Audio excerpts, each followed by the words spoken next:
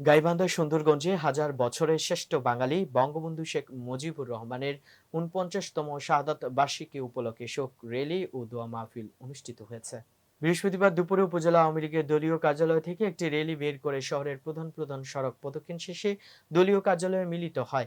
এ সময় উপজেলা আওয়ামী লীগের সভাপতি সম্পাদক আশরাফুল আলম সরকার লেবু, সহসভাপতি শফিউল আলম, সৈয়দা খুরশিদ জাহান স্মৃতি, যুগ্ম সাধারণ সম্পাদক রেজাউল আলম রেজা, সাংগঠনিক সম্পাদক মেহেদী মোস্তফা মাসুম সহ উপজেলা পৌর ও বিভিন্ন ইউনিয়নের আওয়ামী লীগ, যুবলীগ, ছাত্রলীগ, স্বেচ্ছাসেবক লীগ, কৃষক লীগ, শ্রমিক লীগ সহ সকল সহযোগী অঙ্গ সংগঠনের নেতৃবৃন্দ উপস্থিত ছিলেন।